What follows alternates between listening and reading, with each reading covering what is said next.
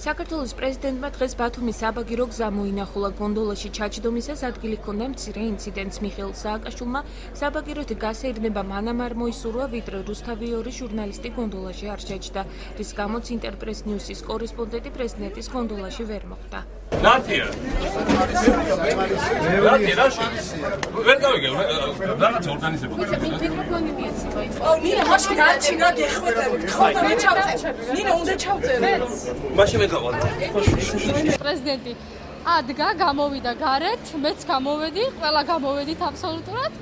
მივიხედე, პრეზიდენტი ჩაჯდა, ოპერატორები ჩასხდნენ და რუსთავი ორის ჟურნალისტის ჩაჯდა და მე აღარ შემიშვეს უკვე. მე ვფიქრობ, რომ პრეზიდენტს არ უნდა ჩემთან ერთად გონდოლაში ყოფნა. მიხეილ სააკაშვილმა მშენებარე კომპლექტი დაათვალიერა. მისი თქმით, ამ ყველაფერმა გააქარწყლეს ბრალდებები, თითქოს ისინი ხელს უშლიდნენ მთაზე ეკლესიისა და გასართობი ცენტრის მშენებლობას. პრეზიდენტის განცხადებით, ეს ნაციონალების მმართველობის დროიდან ინერციით წამოსული მშენებლობებია. ის ხალხი, ვინც დღეს ამ საბაგიროს ესეც კმაყოფილი სახით ხსნის, ეს არის ის ხალხი, ვინც ყველაფერს აკეთებდა, რომ ეს არ აშენებულიყო.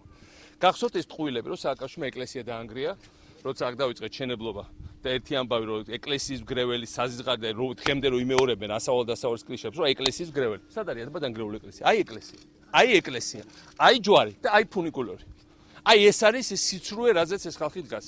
პრეზიდენტი მეცხრე არხის დახურვის ფაქტსაც გამოეხმაურა და აღნიშნა, რომ ხელისუფლებაში ნაციონალური მოძრაობის ყოფნის დროს ათობით რეგიონული არხი იხსნებოდა, მათ შორის ტელეარხი 25-იც. ჩემ დროს გაიხსნა ყველაზე მეტი არხი რაც ყოფილა.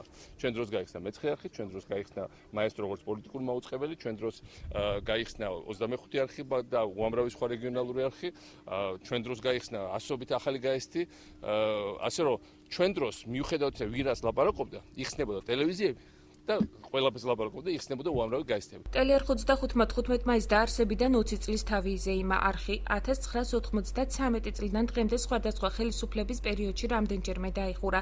აჭერის რევოლუციის შემდეგ კი ტელევიზიაში უშიშროების სამსახურის კონტროლი დაასრულა და იგი რეალურმა მფლობელებმა დაიბრუნეს. 2004 წელს ჩვენ განვაახლეთ საინფორმაციო სამსახური. სიხარული ჰქონდა პირველ დღეს, იმიტომ რომ საერთოდ იმ დროისთვის მართალი სიტყვა დეფიციტი იყო. მიხეილ სააკაშვილი საპრეზიდენტო კანდიდატებსაც შეეხო და აღნიშნა, რომ ისინი საზოგადოების ინტელექტზე დაბლად განან, თუმცა იმედოვნებს, რომ საზოგადოება სწორ არჩევანს გააკეთებს.